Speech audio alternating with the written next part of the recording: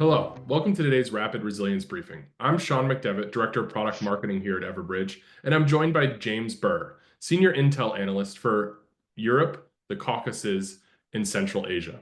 Hi, James. Thanks for joining me today. Happy to be here, Sean. So overnight, we saw a pretty significant impact to travel, specifically in Europe, with the closure of Heathrow Airport.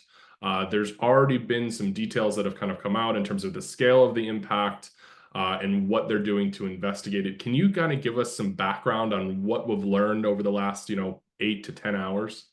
Yeah, of course. Approximately 1,300 flights have been cancelled, delayed, or diverted at London's Heathrow Airport today, March 21st, after the airport experienced a big power outage due to a large fire at a nearby electrical facility. Incidentally, the backup power supply at Heathrow was also impacted by this fire, which broke out just after 11 p.m. local time yesterday, March 20th, at a substation in West London, just a couple miles down the road from the airport. Authorities have since managed to bring the blaze under control. Unfortunately, there have been no reports of injuries. But as a result of the airport's closure, an estimated 200,000 passengers have been impacted, and around 4,000 tons of cargo have been left stranded. Moreover, nearby airports that serve London, including Gatwick, Luton, and Stansted, also face disruptions as they struggle to accommodate those diverted flights with limited available capacity for incoming aircraft. In the following hours, the Metropolitan Police's counter-terrorism unit has launched an investigation into the cause of the blaze, though there is currently no indication of foul play or sabotage. Okay. I mean, it's good to hear that there's no indication at the moment. I know that this is still a kind of a dynamic situation that, authorities are evaluating. But right before that, you mentioned that, flights had been diverted to other airports in London, Gatwick, Luton, Stansted. So, the scale of those flights that had to be diverted is fairly massive. And trying to accommodate all of that moving forward is probably going to be pretty difficult. So, can you kind of tell us what we can expect in the next coming days?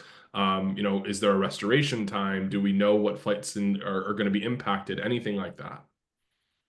Yeah, looking forward, Heathrow has stated that it's uncertain when power will be fully restored. So, in the meantime, passengers with flights scheduled from Heathrow are advised, obviously, to not head to the airport and instead contact their airlines to rebook their flights. But even if the airport does reopen tomorrow, March 22nd, the impact of the disruption is expected to last several days as airlines will need to reposition stranded aircraft and crew members while also managing the rescheduling of those cancelled flights. So the disruption presents potential ripple effects at airports across the globe due to Heathrow's position as Europe's busiest airport and a key international transit hub.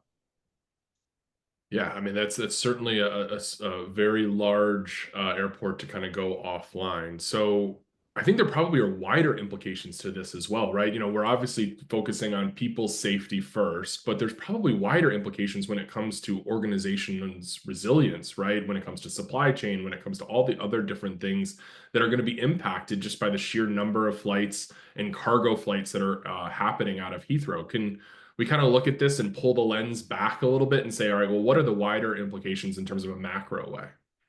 Yes, the incident highlights vulnerabilities within the UK's critical infrastructure, shedding light on the risks associated with accidents or potential attacks that could damage or disrupt essential systems such as power grids, communication networks, and transport hubs.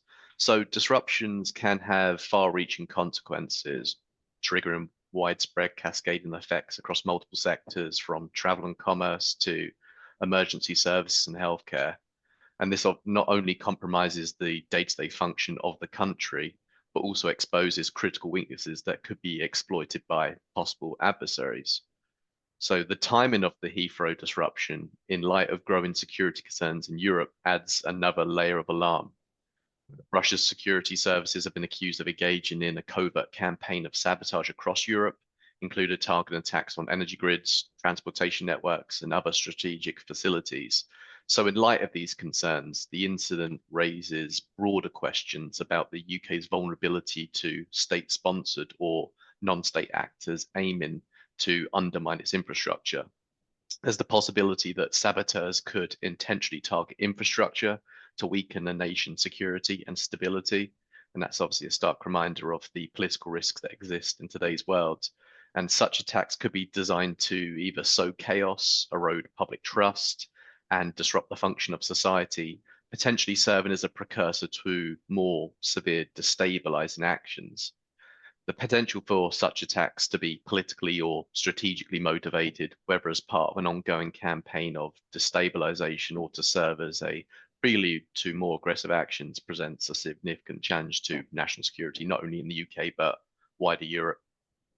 Yeah, no, you're right. The far-reaching impacts of this extend well beyond the UK borders, and so we kind of have to be paying attention to all those things. And I think that there are two sides to the equation that you just mentioned, and it's going to be, are there state-sanctioned actions that are possibly taking place? Obviously, kind of giving the turmoil in the world right now, that's a first thought that crosses a lot of individuals' minds, particularly folks that are operating within the security sector. But then there's also the opportunity for the domestic violence extremists to, do some of these attacks in terms of lone wolf, and it can have significant impacts on infrastructure if they're targeted that way. So whether it be state sanctioned or be a lone wolf, we're going to have to keep our eye on what the vulnerabilities look like and make sure that organizations are preparing for those things and have a resilient game plan when it comes to business continuity and keeping their people safe. So James, I know that this was still a developing situation when I asked you to hop on this call today. So I sincerely appreciate your willingness to share your expertise and insights on what we've learned. So everyone will kind of keep our eyes on this, continue to develop more videos as this progresses. But James, thank you so much for joining me today. Absolutely. Thanks, Sean.